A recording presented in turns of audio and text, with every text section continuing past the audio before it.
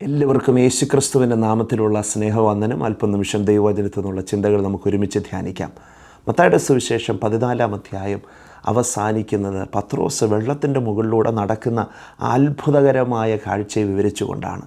മറ്റുള്ള ശിഷ്യന്മാരെല്ലാം ഭയപ്പെട്ടിരുന്നപ്പോൾ അവരുടെ അടുക്കിലേക്ക് നടന്നു വന്ന യേശുവിനെ തിരിച്ചറിഞ്ഞ പത്രോസ് പറയുന്നു, അങ്ങ് ഈ വെള്ളത്തിൻ്റെ മുകളിലൂടെ നടന്നതുപോലെ എനിക്കും പ്രശ്നങ്ങളുടെ മുകളിലൂടെ, സാഹചര്യങ്ങളുടെ മുകളിലൂടെ, എന്നെ തളർത്തിക്കളയുവാൻ ഉയർന്നു വന്ന തിരമാലകളുടെ മുകളിലൂടെ എനിക്ക് നടക്കണം.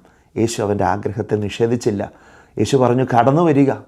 എന്നാൽ ആ യാത്ര ഇങ്ങനെ തുടരുമ്പോൾ യേശുവിൻ്റെ അടുത്തേക്ക് പത്രോസ് നടന്നു ചെല്ലുമ്പോൾ സംഭവിച്ചത് 30-ാമത്തെ വാക്യം പറയുന്നു, എന്നാൽ കാറ്റ് കണ്ടു പേടിച്ച് മുങ്ങിത്തുടങ്ങുകയാൽ കർത്താവേ എന്നെ രക്ഷിക്കണമേ എന്ന് നിലവിളിച്ചു.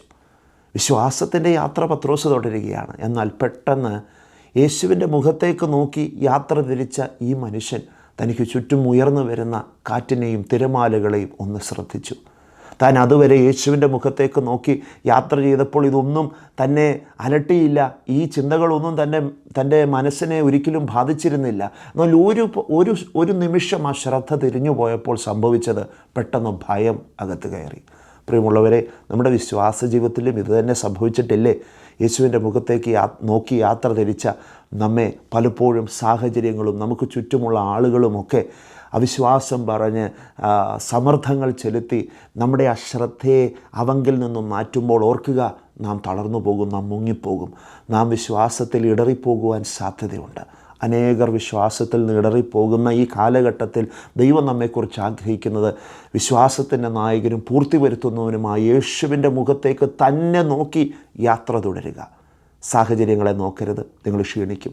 നിങ്ങളുടെ മുമ്പിൽ ഉയർന്നു വരുന്ന അവിശ്വാസത്തെ, വെല്ലുവിളികളെ, ചോദ്യങ്ങളെ, സംശയങ്ങളെ എല്ലാം കീഴ്പ്പെടുത്തി യേശുവിലേക്ക് നമുക്ക് വീണ്ടും വീണ്ടും അടുത്ത് ചെല്ലാം. ഇനി അഥവാ നമ്മളൊന്ന് തളർന്നു പോയാൽ ഓർക്കുക, യേശു നമ്മളെ കൈവിടില്ല. ഇവിടെ വരിക എന്ന് പറഞ്ഞവൻ ഈ യാത്രയിലുടനീളം നമ്മുടെ സംരക്ഷണമായി, നമ്മെ കൈപിടിച്ച് നടത്തുന്ന ഒരു സ്നേഹിതനായി നമ്മോടൊപ്പമുണ്ട്. ആ യേശുവിനെ കൂടുതൽ സ്നേഹിക്കാം. ആ യേശുവിൻ്റെ വാക്കുകളെ ആശ്രയിച്ച് മുമ്പോട്ട് യാത്ര ചെയ്യാം. വാക്കുകളെ ചുരുക്കട്ടെ. God bless you.